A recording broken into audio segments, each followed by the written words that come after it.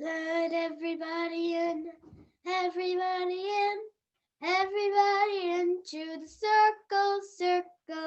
Everybody, everybody, everybody, everybody, everybody into the circle, circle.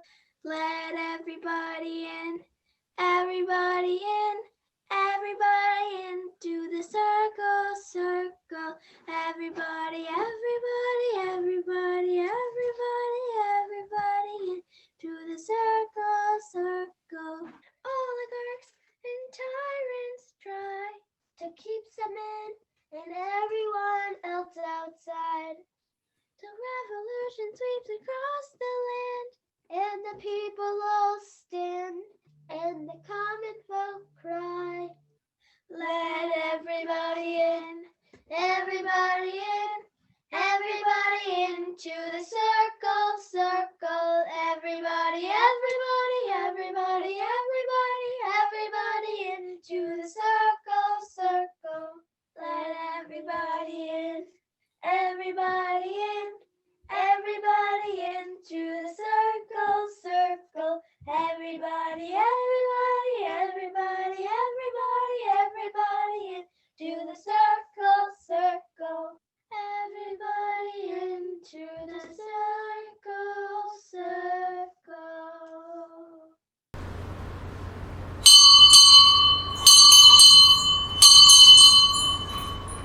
Hello and welcome to Wellspring Wednesday. Wherever you are, we are glad you are here with us today.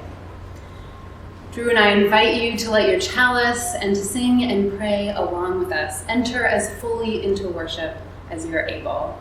And we are glad to welcome Simon back on the piano. A few years ago, there was a woman who started training martial arts, and at her gym, there weren't a lot of other women. One day, after a really vigorous spar, which is kind of like wrestling, this guy turned to her and said, "You know, you don't fight like a girl." She paused for a moment and then looked him in the eye and said, "But I am a woman." There are a lot of different ways we can transcend the social roles. We can go beyond, move beyond the limitations other people put on us. May we do so without diminishing, without looking down upon who we are. Come, let us worship together.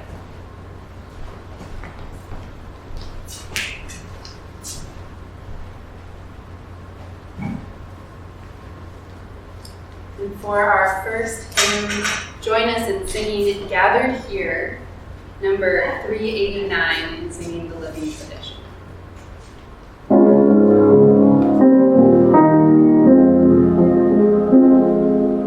Gathered here in the mystery of the hour, gathered here in one small body, gathered here in the struggle and the power, Spirit drawn near. Gathered here in the mystery of the hour, gathered here in one small body, gathered here in the struggle and the power, Spirit drawn near.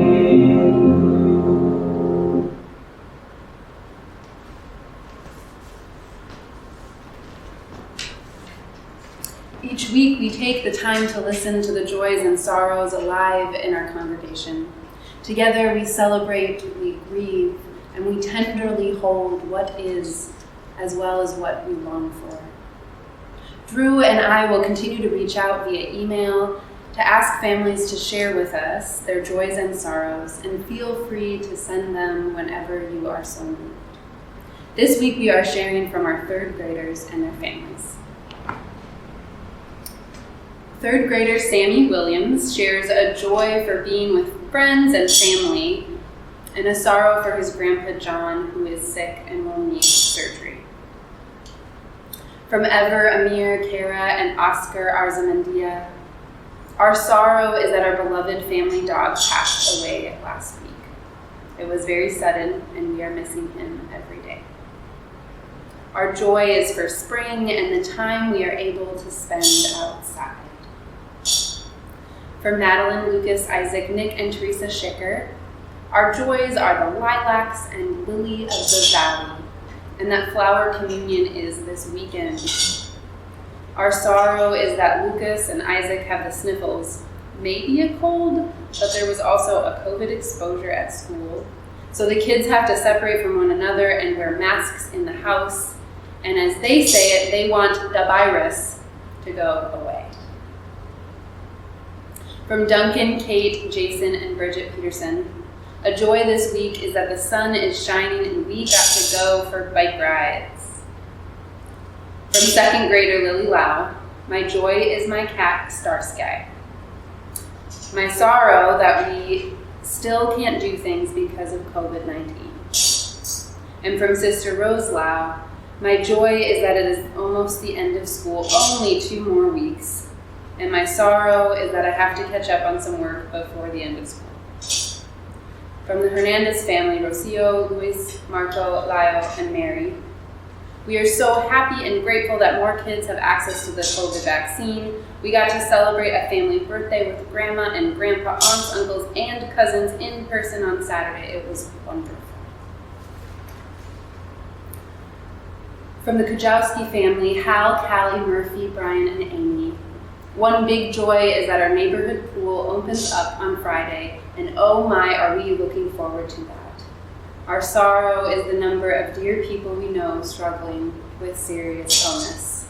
Life and health are fragile, and it's hard to see people suffer. And will you pray with me?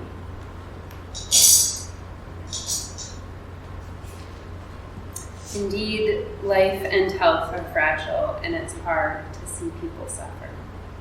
We know that sharing our joys and sorrows in community don't make our burdens go away. But sharing does allow our burdens to be shared among us, for us to hold each other, even if just for a moment. Oh, Spirit of life, thank you for holding us tenderly yet fiercely, so that we can in turn look and feel and lean into what is fragile, what is so sacred and holy about this miracle of life of which we are a part.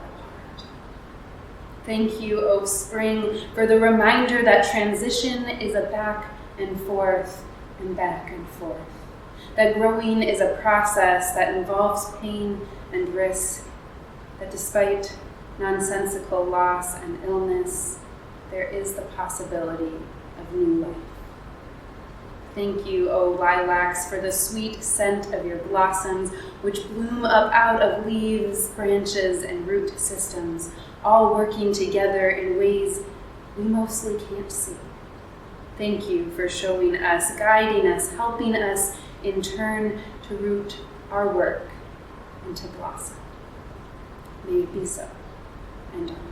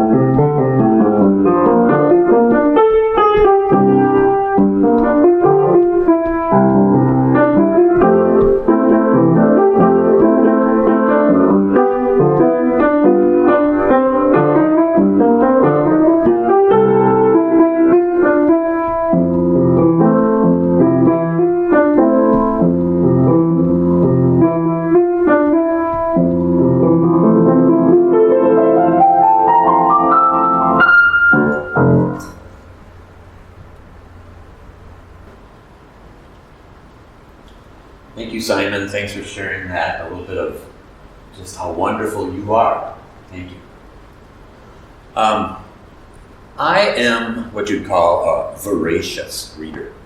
Reading is how I learned what a word like voracious means. It means I'm hungry to read. I devour books. I want more and more and more.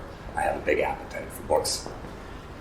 It horrifies me to learn that there are kids who don't like to read. I mean, growing up as a kid, that's the way I was. I read everything. I read comic books, the newspapers, magazines, the mail, cereal boxes. It was what I did with all my free time. I looked forward to days where it would rain so I could feel good about staying inside in the rain. So as I said, I have this horrified reaction to that. There's kids who don't want to read. Even more to the fact that there are kids who aren't able to read or can't read. They don't have the kinds of books that they should have access to. How about if a kid isn't allowed to read? That would truly be horrifying. And that actually is the story that I'm going to tell you about today. About somebody whose father said, I forbid you to read those books. So, what kind of dad was this? Was this dad some kind of monster? Actually, no. So the child that I'm going to tell you about was a girl whose name was Margaret. And Margaret was born about 200 years ago, in 1810.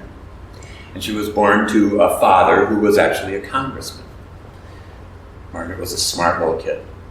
By the age of 3.5, Margaret was reading and writing. Her father had taught her how to do this. And she devoured every book that the family had. Now, in those days, there really weren't a whole lot of kids' books. And so she read the few books of poetries and fairy tales that the family had. And she read them over and over and over. Well, Mom and Dad knew that she wanted more books. And so Mom, one day, went to the school and got some primary readers, they were called. These are books that were for little girls when they would start school. And she brought them home for Margaret, who was actually a little young for this, but she knew Margaret was ready to read. So Margaret, on an evening, would go into the library where her dad would come after he was done with work, and he would sit in front of the fire and read his magazines and newspapers and books from work. And Margaret would sit at his feet, and she would read what she had to read. Well, Father noticed this one day that here little 3.5-year-old Margaret is reading some new books. And he says, Margaret, you've got new books? And she said, yes, Dad, Mom got me books from school. They're just for girls. He said, let me see those books, Margaret. And so the father proceeded to pick up these books and page through them. As he paged through them, he was going, And Margaret could tell something was amiss. And so the father finally said, Margaret, I want you to give me those books. And she said, but Dad, they're brand new and they're for girls. And he said, precisely. You're not going to read those books. And this is where he did it. He said, Margaret, I forbid you to read those books. You can imagine a little kid is like, Dad, please. He says, no, Margaret, these are the wrong books. These are the wrong books because they are telling you, as a girl, exactly what you can and cannot do. And I do not like those messages, and I do not want you to read these books. This was a little bit much for Margaret to understand. She was having precious books taken away from her. Now, this is a bad time for Margaret. Tired of reading the books. Dad says you can't read these books. There's nothing for her to read. Another tragic thing happens to the family at this time. Her sister, who was 1.5 years younger than her, got cholera, and she died. And so the family is shook by this. Something also happens, though. Something goes off in the father's head at this point. And he is aware of just how precious this life is, and he's thinking of his daughter and realizing, my daughter's life is precious. I must help her realize how great her life can be. And one way he thinks of doing it is he says, Margaret, you need to read the classics. You need to read the great books. You need to read Hommeyer and Virgil and Shakespeare. We've got to get you those books. Well, she's super excited by this. It's fantastic. She hasn't heard of them, or maybe she's heard a little bit. I'm going to read the great books. I'm going to read the great books. So her dad gets these books and gives them to her. And here's 4-year-old Margaret looking at the books. And the books are written in Latin. And she says, Dad, I don't. And the father just says, Margaret, we've got to teach you Latin. And so as a 4-year-old, she learns Latin. And she learns these books. And so the world of great literature is open to Margaret. She's reading these amazing books, and she is a voracious reader. Reading not stuff about how a little girl should be as she becomes a young woman, how she should take care of the house, how she must take care of the man, how she must prepare food and keep the house clean. No, that's not what these books are about. These books are about becoming who we can be, about how precious our lives are, about what we do in community and for each other, and when we learn and when we use our hearts. And this is all beautiful stuff. Margaret grows up to be Margaret Fuller.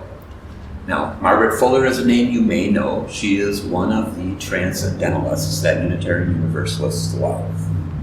And if you remember last week or a couple weeks ago, I talked about Ralph Waldo Emerson, about how he saw all the possibilities of the world in a snowstorm. We've also talked about Henry David Thoreau, who went to the woods to live life deliberately. Well, these were friends of Margaret's. She met with them. She went and talked about the great ideas, the great possibilities of what humans could be. Ralph Waldo Emerson actually said Margaret Fuller was the smartest human being he had ever met. Margaret Fuller went on to become known as the first American feminist writer. Her book on women in the 18th century was considered to be the first book from a feminist perspective. Here's another amazing thing. Margaret was the first woman, can you imagine this? The first woman to be allowed to go to Harvard and use their library for doing research. Can you imagine that?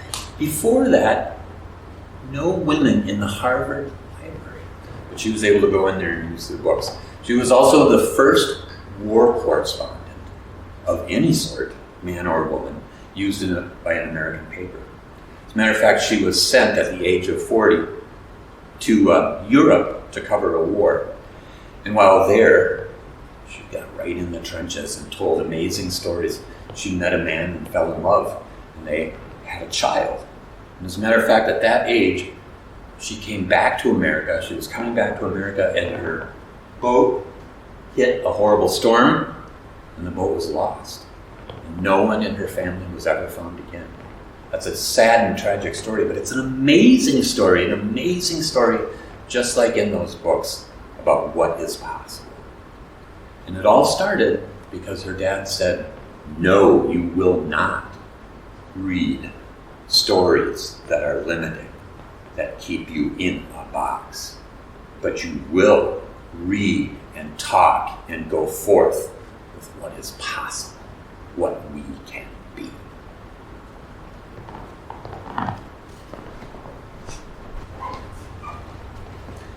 Thank you, Drew. You know how much I love Margaret.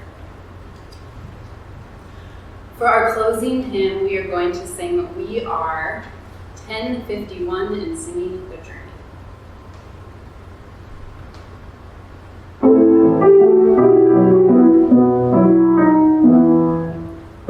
are